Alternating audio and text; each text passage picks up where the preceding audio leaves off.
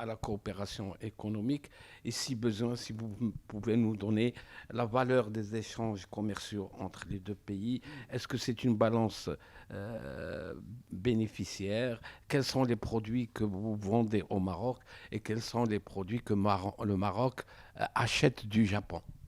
Oui, selon les statistiques du ministère des Finances du Japon, la somme totale des échanges commerciaux entre nos deux pays en 2022 était de l'ordre de 91 milliards de yens japonais, dont 31 milliards de yens pour l'exportation vers le Maroc.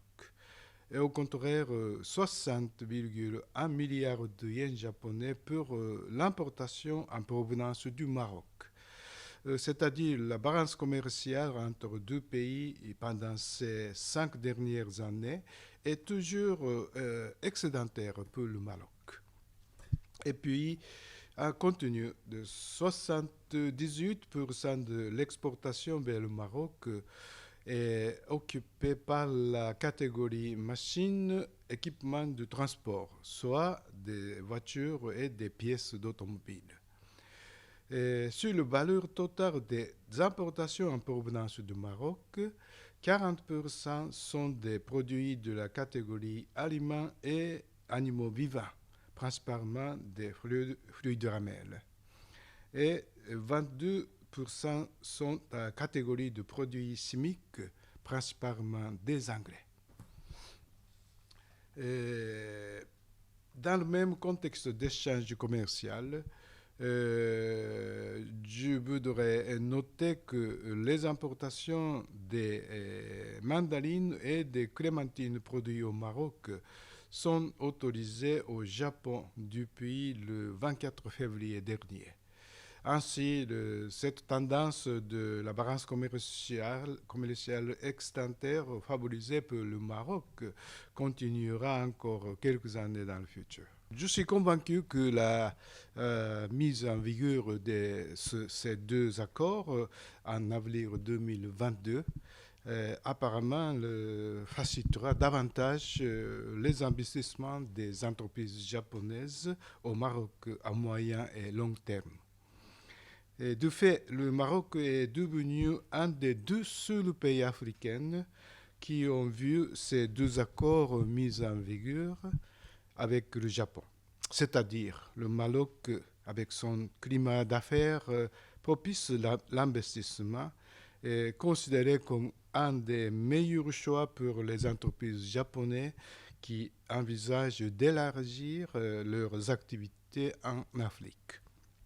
Ainsi, je souhaite que les relations économiques puissent jouer désormais un rôle de moteur pour consolider les relations bilatérales fondées sur l'amitié entre la famille impériale du Japon et la famille royale du Maroc. Ces deux accords ne précisent pas le domaine, ça c'est plus général. Surtout, c'est offrir des cadres sociaux et juridiques de protection des investissements, c'est-à-dire pour les entreprises japonaises qui s'intéressent de marché au Maroc, comme on dit, plus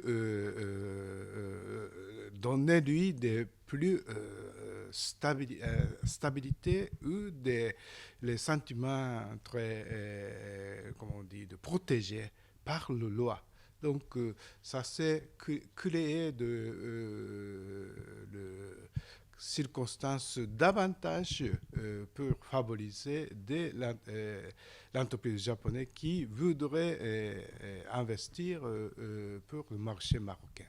Apparemment, mais tout d'abord, je voudrais attirer votre attention le fait que actuellement 70 entreprises japonaises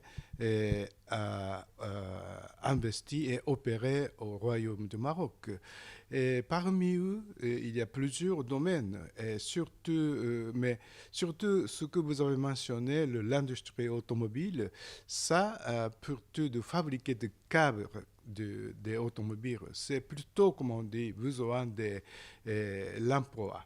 C'est donc par hasard le Sumitomo et de Yazaki, ces deux entreprises japonaises, construit plus de 21 usines au Maroc et l'emploi à peu près 40 000 emplois par ces deux entreprises. Donc, il me semble que pas tellement beaucoup de l'entreprise l'emploi beaucoup de personnes locales. Par hasard, cette deux industries a besoin de main-d'œuvre, surtout le qualifié. On sait que le Japon est présent au Maroc dans le social et la coopération technique telle que la santé, l'éducation, l'agriculture et l'eau. Peut-on avoir une évaluation de cette coopération s'il y a des chiffres, monsieur l'ambassadeur? Oui, et je peux vous dire que le bilan est très positif. Notre coopération a plus d'un demi-siècle d'existence, fluctueuse par ses caractères et diverses dans les domaines.